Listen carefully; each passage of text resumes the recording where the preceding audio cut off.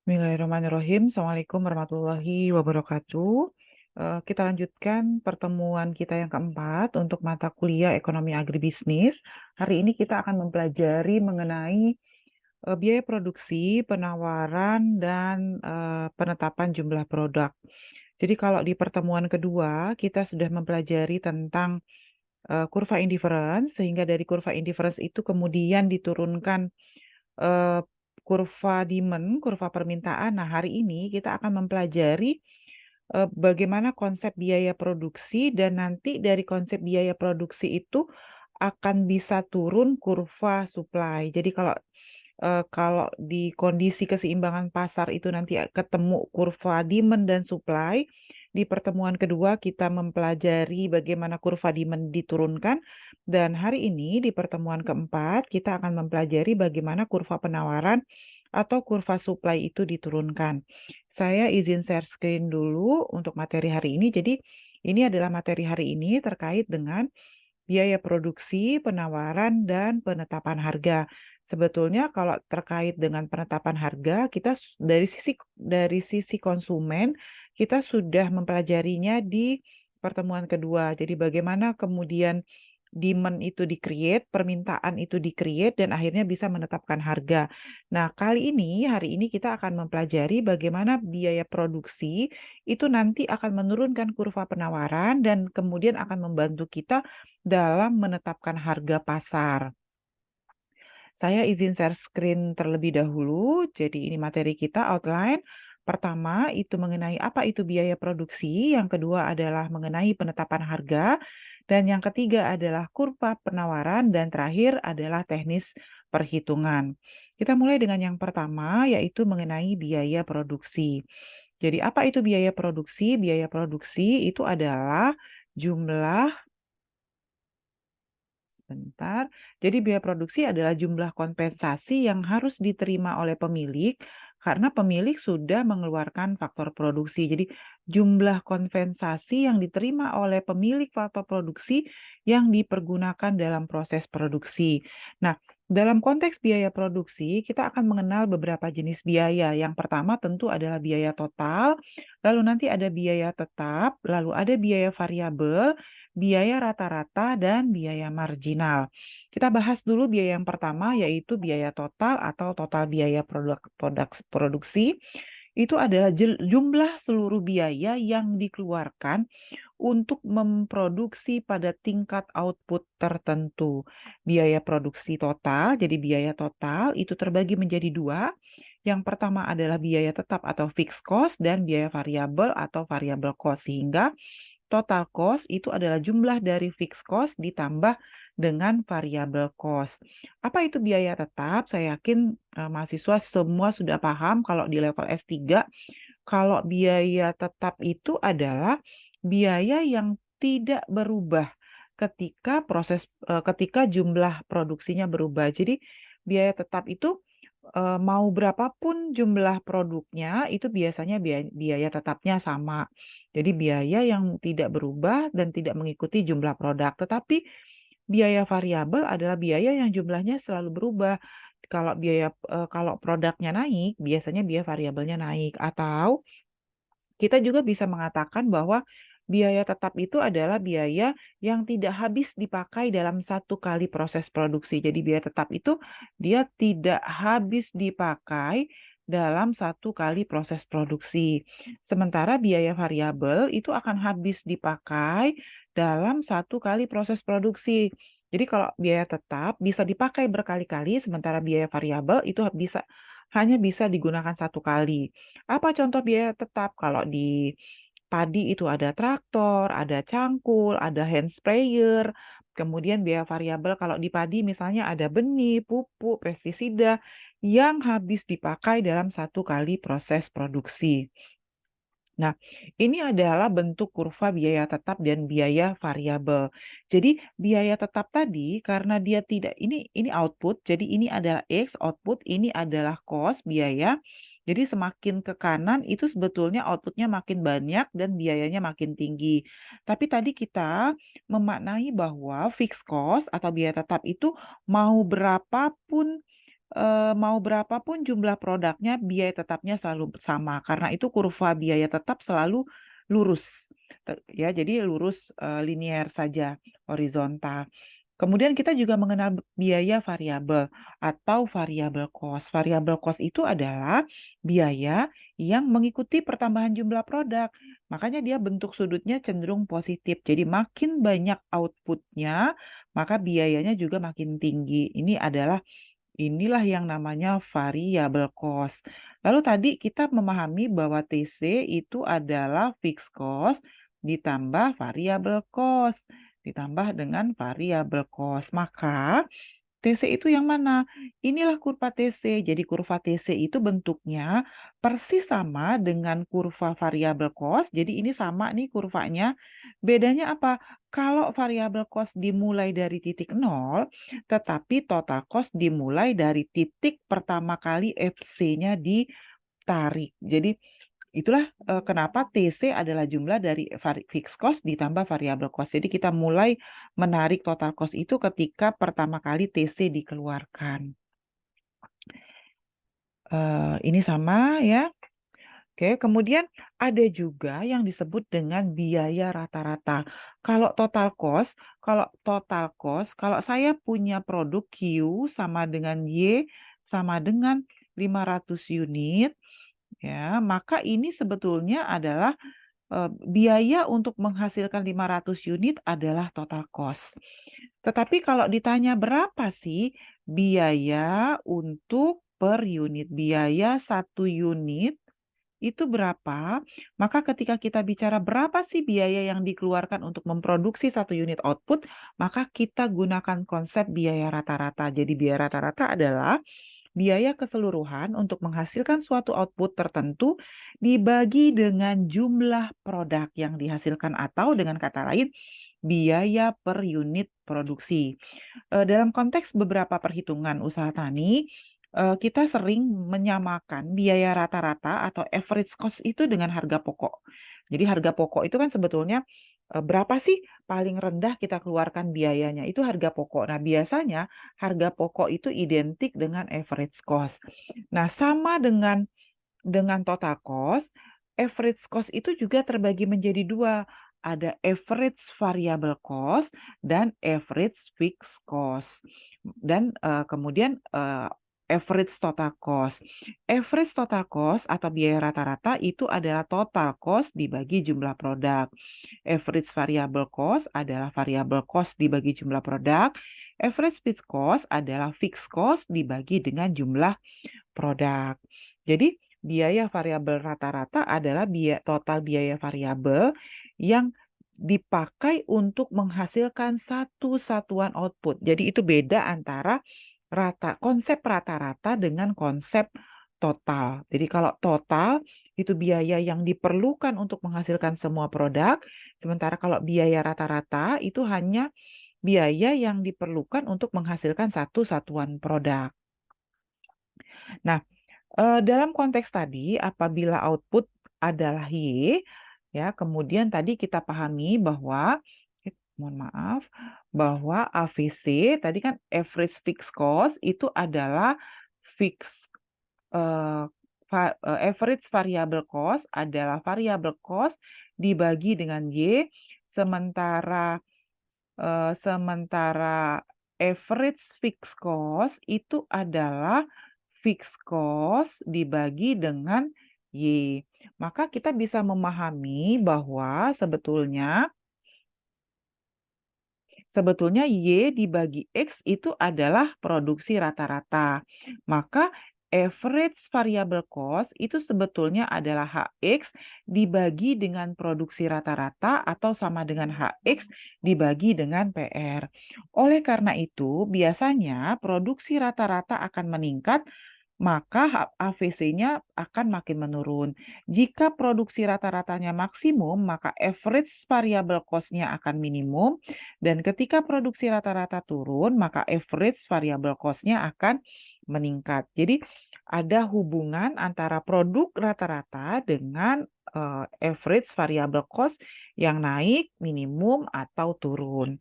Selanjutnya, Kalau kemarin ketika kita membahas total produk, itu ada marginal produk. Sama di konsep biaya, itu kita juga mengenal biaya marginal atau marginal cost. Marginal cost adalah besarnya tambahan biaya sebagai akibat bertambahnya satu satuan produk yang dihasilkan. Sehingga marginal cost itu adalah selisih dari perubahan X input dibagi dengan perubahan Y dikali dengan harga X. Sementara delta Y per delta X itu sebetulnya marginal produk. Kalau minggu lalu kita pahami bahwa marginal produk itu kan perubahan Y dibagi perubahan X. Maka ini bisa kita balik nih sebetulnya.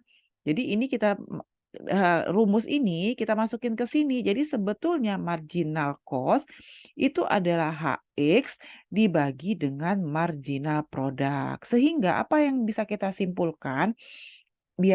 Oleh karena itu, jika marginal produk meningkat, maka marginal cost-nya sudah turun.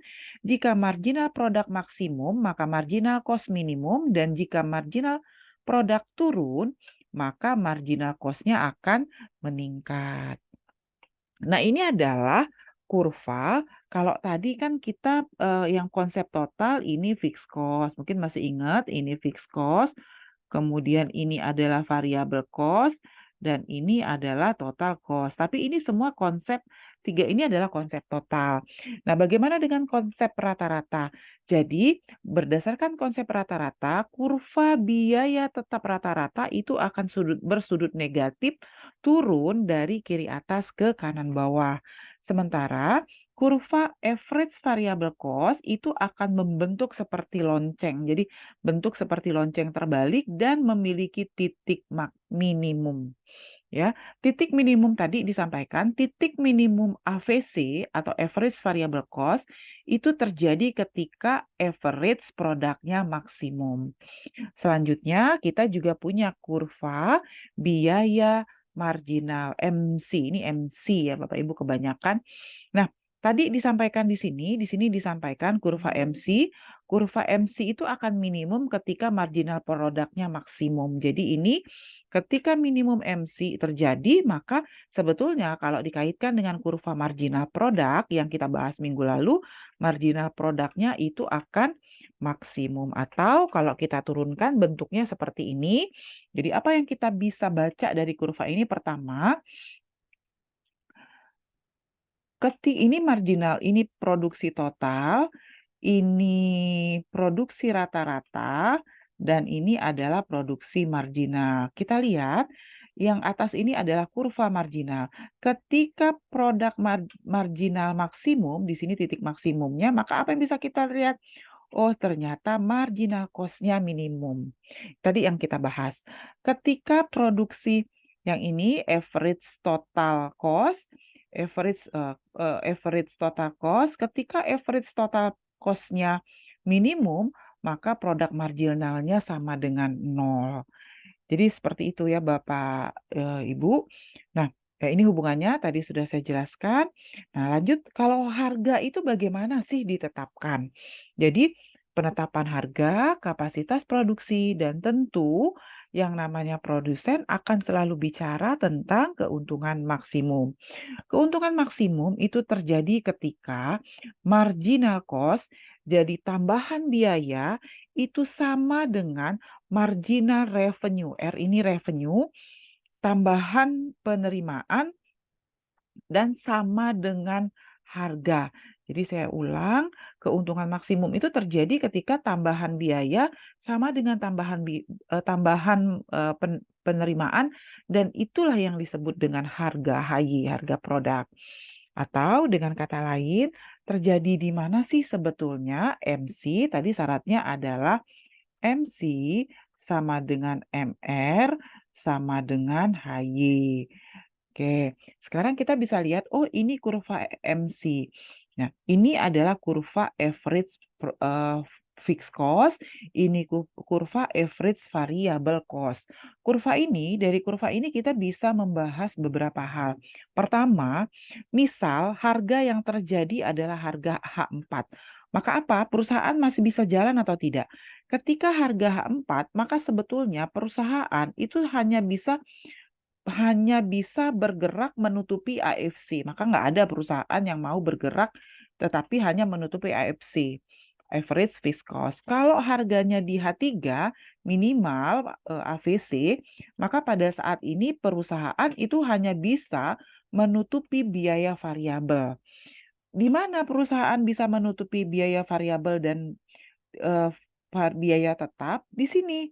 Jadi ini adalah kurva average total cost. Jadi di harga H3 itu sebetulnya perusahaan sudah bisa menutupi biaya tetap dan biaya variabel. Karena itu di sini di titik ini perusahaan sudah bisa beroperasi. Di titik M ketika H2 itu perusahaan sebetulnya sudah bisa beroperasi tetapi perusahaan belum mendapat untung. Nah, di mana perusahaan mendapat keuntungan, tadi disampaikan perusahaan itu akan mendapat keuntungan ketika MC sama dengan MR sama dengan HY. Jadi ini adalah kurva marginal cost-nya. Kalau misalnya harganya di H1, lihat, berarti di sini di H1 MC-nya berapa total biaya rata-rata yang dikeluarkan. Kalau tadi di minimumnya di sini, ketika harganya di H1, sebetulnya biaya yang dikeluarkan total ATC itu adalah di B1. Artinya apa? Kalau biaya kan tadi saya sampaikan bahwa ATC itu sama dengan harga pokok. ATC itu adalah biaya rata-rata per unit yang bisa ditanggung oleh perusahaan di mana ketika ATC itu semua biaya, baik biaya variabel maupun biaya tetap itu sudah diperhitungkan. Maka ketika harganya di H1, kita proyeksikan ke bawah titiknya ke K, dapat di K, biayanya sebesar K. Jadi biayanya di sini, harganya di sini. Maka apa yang bisa kita ceritakan? Oh, ternyata kalau harganya di H1, maka perusahaan itu akan mendapat untung sebesar garis yang diarsir. Inilah yang namanya keuntungan dalam konsep kurva. Jadi di keuntungannya di bagian yang diarsir itulah keuntungan. Biaya yang dikeluarkan perusahaan berapa? Biayanya itu mulai dari kalau di sini titik nol, biaya yang dikeluarkan oleh perusahaan itu adalah, oke, di sini titik nol, mulai dari B1, 0.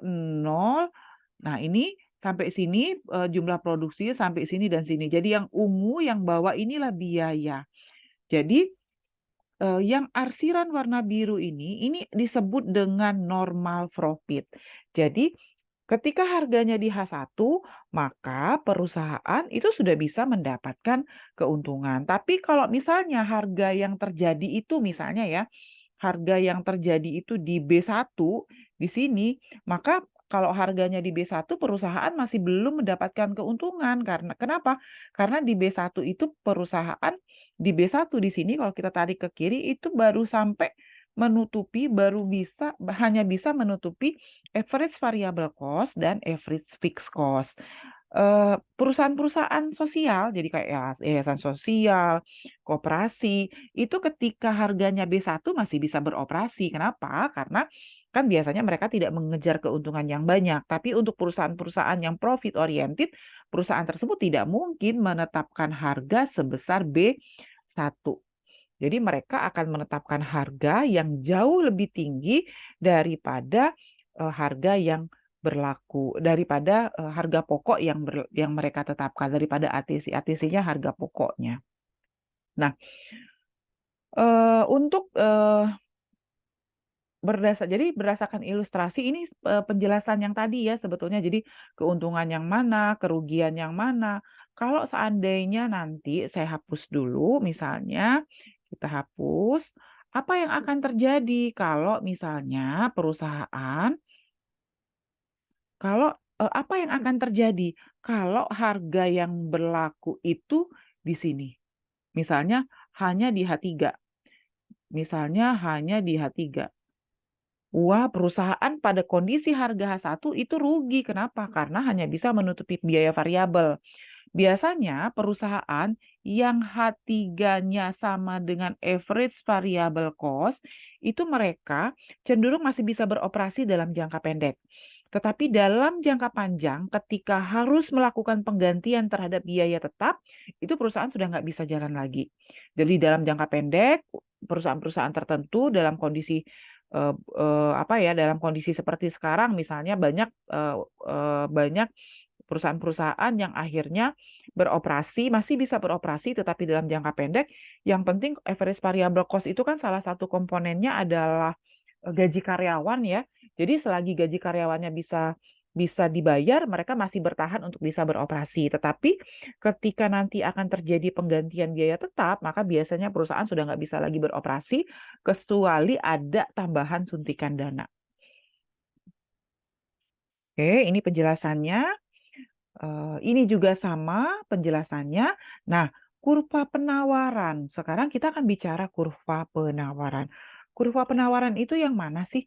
Tadi kan kita memahami bahwa saya tidak gambar lagi di sini kan sebetulnya harus ada yang kurva seperti ini average fixed cost.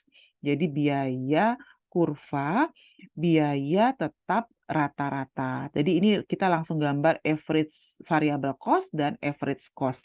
Jadi sebetulnya kalau gitu perusahaan itu sebaiknya beroperasi di mana sih? Gitu ya. Di mana sih situasi perusahaan yang perusahaan itu kira-kira ketika beroperasi minimal balik modal. Maka sebetulnya perusahaan itu kan akan balik modal ketika minimal average cost. Average cost minimal ini kan situasi di mana biaya rata-rata yang dikeluarkan itu paling kecil. Jadi di sini. Jadi di bawah kalau nanti harga yang berlaku, kalau ini adalah harga, maka ketika nanti harga yang berlaku di pasar itu di bawah minimum average cost, maka perusahaan nggak mau melakukan produksi. Oleh karena itu, biaya produksi itu dimulai ketika maaf, oleh karena itu kurva supply, perusahaan kan baru mau supply setelah minimum AC. Maka inilah kurva supply. Jadi kurva supply itu sebetulnya adalah kurva yang dimulai dari minimum average cost. Jadi kalau kita tarik gambar, kira-kira kurva supply-nya tuh yang ini nih, mulai dari sini. Karena ini kan kita proyeksikan ke bawah, jadi sebetulnya kurva supply-nya tuh yang ini nih. Inilah situasi kurva supply di mana perusahaan mau beroperasi. Tapi kalau yang di bawah ini sebetulnya kalau perusahaan beroperasi, perusahaannya nggak dapat untung. Tadi saya sampaikan, ketika harga barang itu persis sama dengan average cost, kan average cost itu sama dengan harga pokok. Artinya biaya minimal yang kita keluarkan. Maka kalau harga pokok nanti sama dengan harga jual, sama tadi seperti saya sampaikan, perusahaan masih bisa jalan tapi tidak dapat untung dan tidak dapat sama sekali sharing profit dari kelebihan harga. Kenapa? Karena harganya persis dengan harga pokok. Dalam jangka pendek atau dalam kondisi ekonomi yang tidak baik, banyak perusahaan yang masih mencoba bertahan dengan AC dengan situasi average cost sama dengan harga pokok atau di mana harga pokok sama dengan harga jual. Yang penting tadi karyawan bisa gajian sehingga tidak ada pemutusan hubungan kerja. Yang penting biaya tetap ketika akan diganti ada. Yang penting biaya variabel semua tertutupi, maka bisa jalan sebetulnya. Tapi keputusan melaksanakan usaha pada kondisi harga pokok sama dengan harga jual, itu biasanya tidak akan dilakukan oleh perusahaan-perusahaan yang profit oriented, tapi perusahaan-perusahaan yayasan, koperasi itu masih bisa bergerak dengan situasi di mana harga pokok sama dengan harga jual. Tapi untuk perusahaan-perusahaan yang profit oriented mereka nggak akan lakukan. Jadi mereka hanya akan berproduksi di atas minimal AC karena disitulah kita bisa dapat untung. Nah, ini tadi ya biaya marginal dan kurva penawaran. Jadi ini adalah biaya paling murah, ini adalah harga termurah. Jadi kalau seandainya di P0 ini sebetulnya perusahaan masih bisa beroperasi tetapi tidak dapat untung. Kalau harganya di P1 tuh masih bisa dapat untung. Coba ya kita lihat, kita proyeksikan ke bawah. Kalau harganya di P1 dia dapat untungnya berapa sih? Oke, kalau harganya di P1 maka diproyeksikan ke bawah ke sini. Bentar. diproyeksikan ke sini tuh. Maka inilah keuntungannya kalau harganya di P1. Kalau nanti harganya di P2, maka keuntungannya yang mana? Oh, tambah yang ini berarti dari sini kan diproyeksikan ke AC-nya di sini, maka ini dia yang untuk P2. Jadi ini misalnya ini adalah keuntungan kalau harganya P2 dan ini adalah keuntungan kalau harganya P1. Ya, mohon maaf, ini yang keuntungan kalau harga P1 ini, keuntungan kalau harga P1. Sebentar ya, kita hapus dulu lagi. Eh,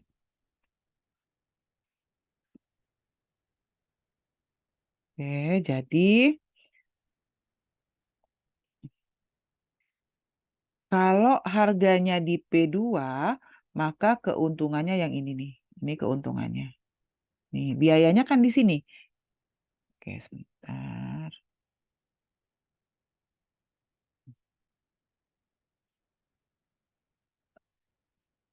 Di sini.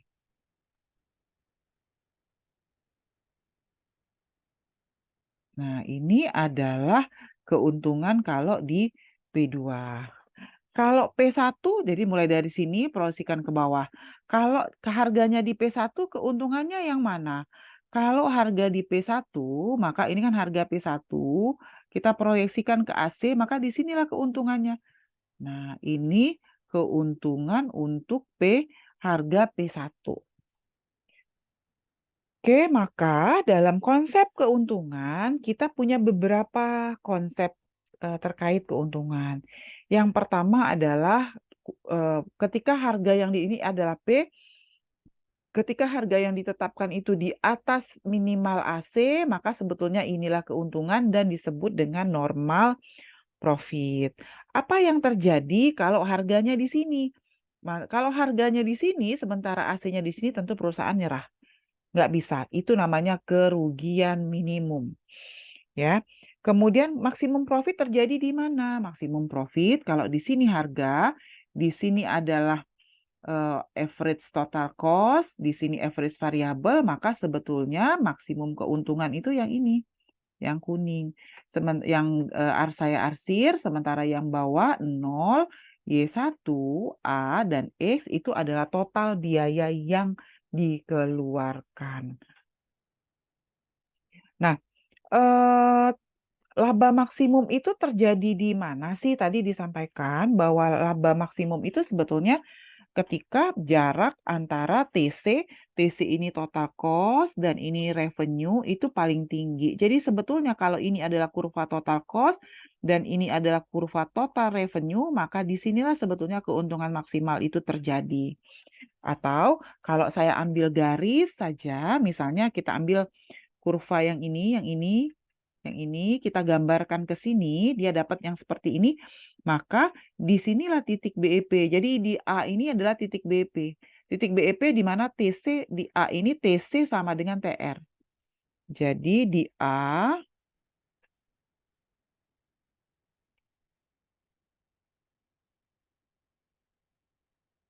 titik A itu adalah Di titik A itu adalah titik BEP. Apa itu BEP? Break even point, di mana total cost sama dengan total revenue. Keuntungan maksimum tuh di mana? Jarak terjauh antara TC sama TR. Di B inilah keuntungan maksimum. Maka apa yang terjadi? Apa yang bisa kita lihat? Kalau sebelum titik A bisa lihat, kalau ini A, sebelum A itu yang kita dapat adalah kerugian. Ini kerugian. Kenapa? Ini TC, ini TR. Rugi kita kalau sebelum A. Tetapi kalau setelah A, ini revenue, ini cost. Jadi kalau setelah A, ini adalah keuntungan. Tapi setelah titik balik ketemu ini titik ketemu lagi, ini balik lagi ini adalah min kerugian. Jadi ini adalah kerugian. Kenapa? Karena setelah ketemu di titik yang kedua ini, TC lebih besar lagi dari cost. Karena itu biasanya kita akan berproduksi di sini dan maksimumnya itu terjadi di titik terjauh antara TC dan TR. Nah, jadi kalau kurva ini sebelum titik ketemu yang pertama ini dia rugi, tetapi setelahnya dia untung. Karena kalau yang di pertama ini TC-nya lebih besar daripada TR, Yang kedua ini TR lebih besar dari TC. Nah, sama dengan ini tadi, ini sama ya kayak yang tadi, bagaimana kita menunjukkan laba maksimum itu diperoleh. Jadi kalau seandainya harganya ada di sini, ini harga, maka kalau kita proyeksikan harga ini, kita proyeksikan harga ke bawah ke AC, maka ini sebetulnya adalah laba maksimumnya.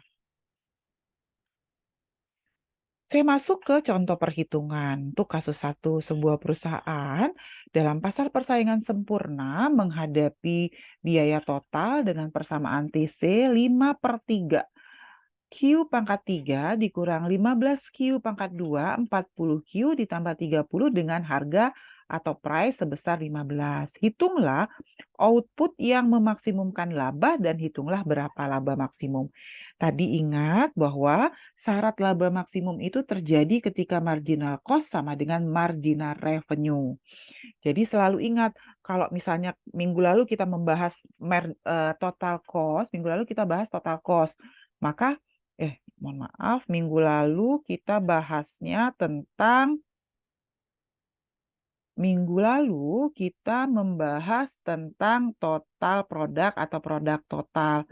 Kita juga menghitung marginal produknya of labor misalnya itu adalah DTP per DI-nya, DL-nya kalau dia terhadap labor atau perubahan total produksi dibagi dengan perubahan L. Itu kalau minggu lalu. Atau dengan kata lain, MPL itu sebetulnya adalah TP absen, turunan pertama dari total produksi. Nah, sama. Ketika kita punya kurva total cost, maka ketika diminta untuk mencari marginal cost, berarti kita turunkan marginal total cost itu menjadi turunan pertama. Karena itu kita punya MC itu sama dengan turunan pertama dari TC atau TC absen sama dengan DTC per DQ. Kalau kemudian ada marginal revenue, apa itu marginal revenue? Tentu marginal revenue adalah turunan pertama dari total revenue atau TR absen sama dengan DTR dibagi DQ dengan fungsi TR-nya adalah P dikali Q. Kita lanjut. Maka tadi total revenue adalah P kali Q sama dengan 15 Q.